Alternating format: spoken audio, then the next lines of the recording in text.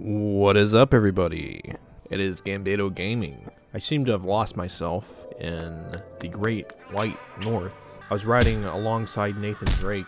We tumbled out of that big F-150 jet. The point is, I'm lost, right?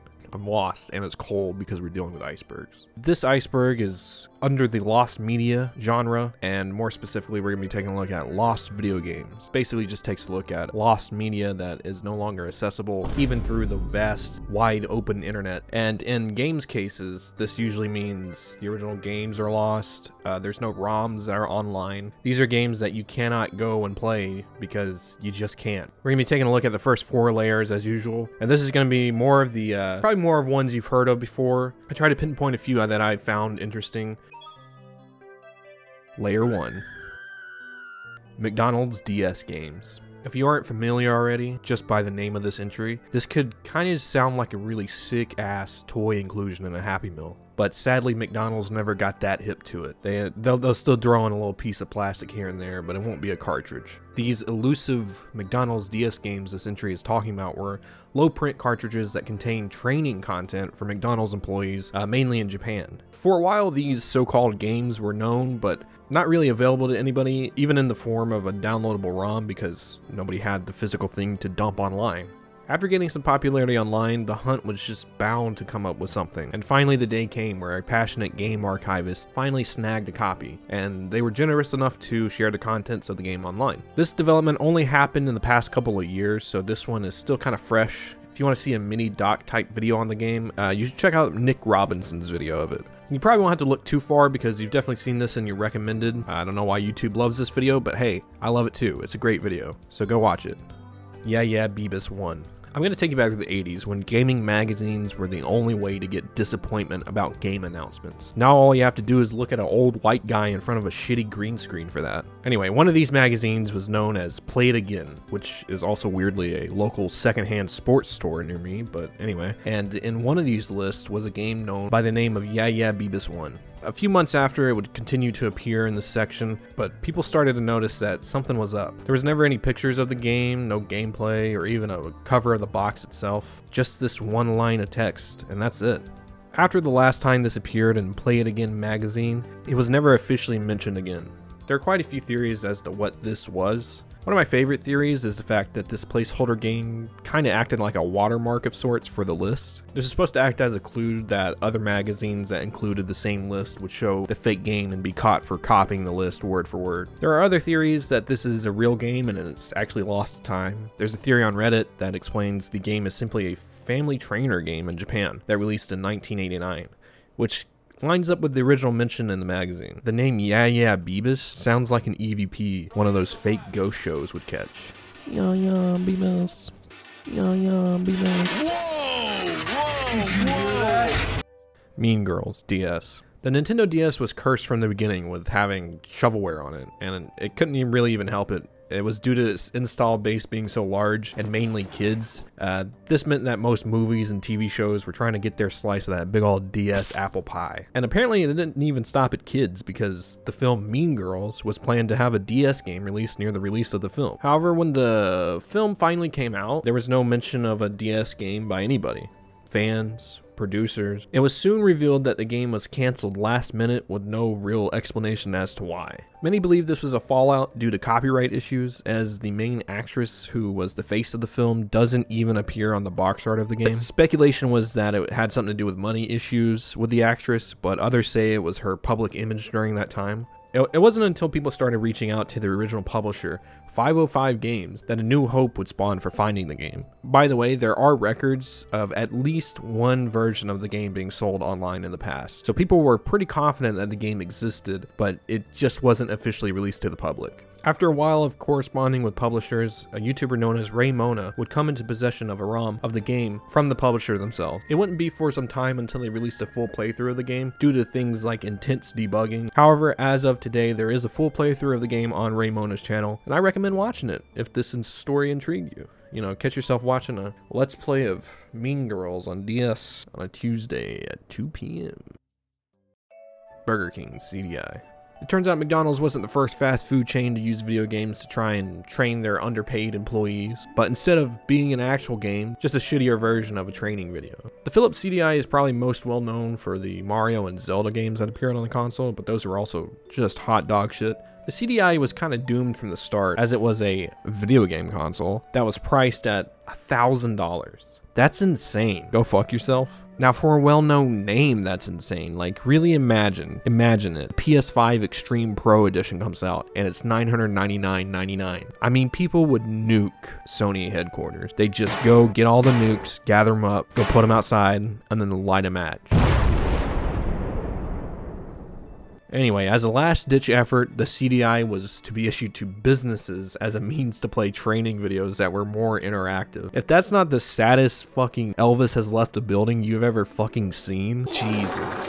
One of these businesses was Burger King, and they were to use these systems to train their employees on things like cooking and safety. This game went missing for many years until a random comment that was left on a CDI review sparked a search for this estranged game. The searching would lead to nowhere though, and the existence was still unconfirmed, at least until exactly almost a year ago actually, where a ROM of the game was dumped onto an archive website. So now we all have all the riveting imagery that these poor Burger King employees had to suffer through 30 years ago. I really don't recommend going to watch this, because it's literally just a training video. Lost 3D Groove games. The early 2000s internet was a fucking wild place, man. I made you my bitch! You could buy drugs online, and you could also play full games in browser just by using some stupid plugin. I mean, the times were simpler. A lot of these websites would crop up to advertise something bigger, like a full game or a full movie, and they would feature a small playable game in browser. These were pretty short games that didn't usually push the limits of Flash Player or whatever other plugin was used for these. One of the big developers for these games was known as 3D Groove, and they were responsible for a lot of the licensed website games back in the day. These games were actually available to purchase offline and would typically feature a better or more full version of the game featured on the website. I kind of wish more developers did this back in the day. Could you imagine having a box version of that Lilo and Stitch sandwich making game? I'd probably have to frame that. That's besides the point. 3D Groove was pretty much in bed with everybody. Cartoon Network, Disney, Nickelodeon even. They ended up developing numerous games for many different IPs, but as we know, IPs are usually licensed, and as soon as those license agreements end, the existence of that product ends as well. This is what happened to a majority of the 3D Groove games, as they existed on a website that eventually stopped hosting the game. However, due to that fact that 3D Groove offered the full physical versions of their games offline, many of the older games have been dumped online and archived appropriately. Of the many, there are a few that have still been just partially recovered and a few that are still completely lost. The ones that are still currently lost include Michelob Golf, that's right, the beer, Mountain Dew Skateboarding, a fan favorite, and Jack Daniel's Real Pool. Layer 2.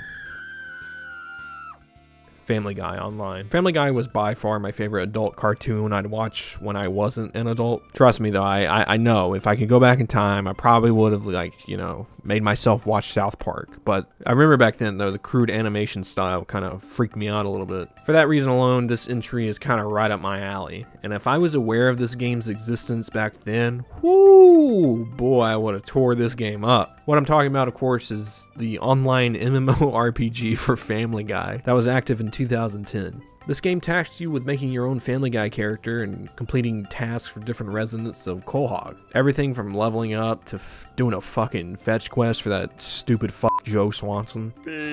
However, Fox eventually put an end to the game as they were losing money on it due to the small player base. I actually think this was kind of before its time. You know how well a decent MMORPG like Family Guy or even The Simpsons would do nowadays? Maybe I'm just tired of the similar looking MMOs that come out every year. I don't want to go to a mystical world every time. Anyway, after the game was shut down, it vanished into obscurity. Of course, there's no way to actually play the game now, even as a ROM, if there was one, would require a connection to a server. But there has been efforts to dump assets and store them in archives, of which there are already thousands and thousands of assets that people have recovered.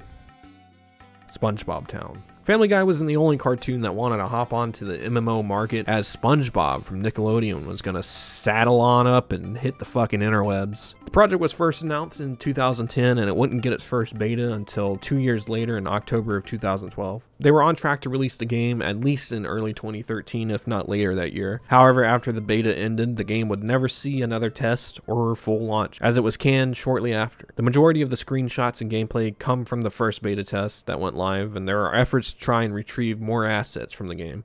However, since it was planned to be an MMO, it suffers the same fate as Family Guy Online, which even if you were able to get a playable ROM, it would be much harder to get it working. So this one seems to be lost forever.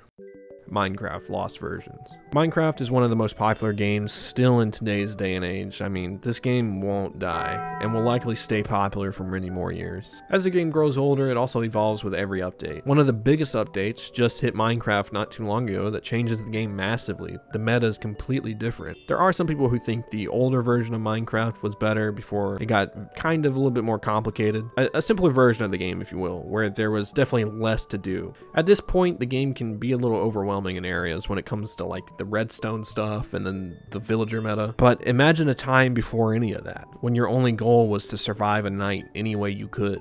I'm definitely nostalgic for that time, but I much prefer the game where it is now.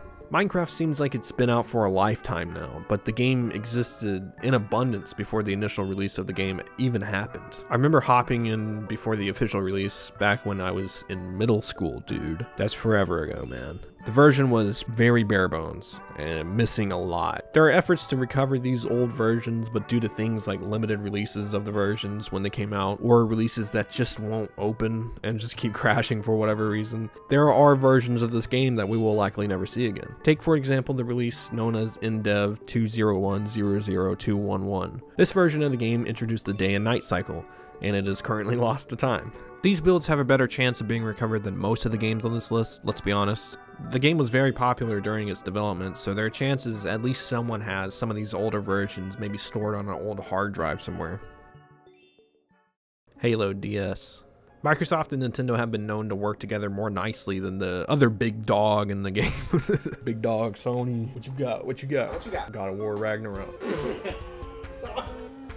They weren't always on the best of terms, though, as Microsoft had once acquired one of Nintendo's big hitters, their big first-party dev, Rareware. I think what's worse is what they did to Rareware afterwards, which I would compare to a hands-on-head, point-blank execution in the backyard. It appears Microsoft had wanted to make a portable Halo game at some point, and decided to put it on Nintendo's handheld, the DS. This is likely due to the fact that Microsoft didn't have a leg in the mobile gaming market, and they'd be damned if Halo PSP ever existed. The game was first announced by Matt Casamassini. What the fuck? The game was first announced by Matt Casamassini, sorry if I fucked that up, who covered an early version of the game in a blog post. After this post went live, excitement for a mobile Halo game started to spread around the internet. So much so that a few months later, someone interviewed a few Bungie employees about the blog post. And these Bungie employees officially stated that there's never been an officially funded or sanctioned development of any sort of DS Halo game. This is kind of odd, Matt of IGN, because you said that the game was fully playable and seemed to be in a finished state. Well, like many people on the internet do, they assume the worst of Matt and accuse him of being a liar. You know, I would actually believe it if it happened nowadays with an IGN staff member, because man, they're hiring some cool people over there at IGN. To clear his name, Matt decided he had to do what he had to do and release the footage he had, and he was right. It seemed the game was almost complete and fully functioning gameplay was shown on IGN's channel. We had levels, we had gunplay, we had the bottom screen of the DS working. Yes! Hell yeah! Hey, come on, baby! Come on! Yes! Come on! Turns out, IGN hadn't lost their integrity just yet. I find it strange that nobody ever officially stated that the game existed or was canceled. This means, of course, that there is no official playable version of the game that was lost. This one probably doesn't have a great chance of being found. Doctor Who Worlds in Time. I've never been into Doctor Who, but I do know how popular the show is, and I'm not surprised to learn that there was a game made about the series. However, I am kind of surprised that it was an online MMORPG. The audience of Doctor Who probably lines up with those who play MMORPGs, so I guess it's not that strange. The game was live for 2 years from 2012 to 2014 and was quickly shut down due to a low player base. The game seemed more like a social hub, similar to that of Club Penguin, and the low quality art style really mimicked mimic that of Club Penguin. I mean, they were really, this doesn't look great, guys. There were missions in the game to go on that had players completing puzzles and stuff, but overall the game was fairly simple. Of course, since it's another online game, there isn't much of a chance to see the game in its fully functional form again, and really, who would? This game looks awful. Layer 3.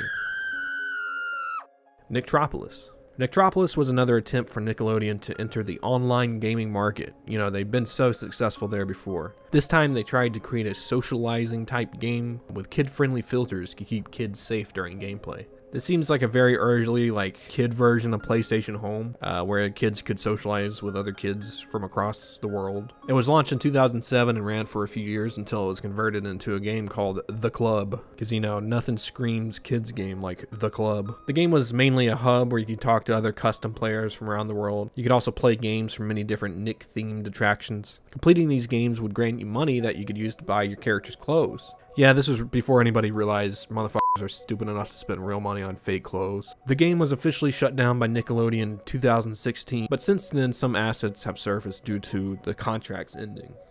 Gakushan Sahanri. This hard-to-say name was a fan-made version of Phoenix Wright, in which some of the main characters were swapped out for some furry counterparts. I've never known a more dedicated community than the furries. They literally hack games to have their representation, and whatever you think about them, that's some fucking dedication. The game originally released in 2003 on an unknown website, and since then, it's faded into obscurity. There was a YouTube user who uploaded a small chunk of the game, believing it was just a demo, as it only featured a small section of the game. And it wasn't until 2021 that the game was found by a user who tamed it from a, quote, Japanese furry, which is fucking hilarious, because you don't even think those guys could be them too. But anyway, that user uploaded the game to an online archive, and now we can all rejoice and sleep well at night, knowing that the furry version of Phoenix Wright exists in our world again.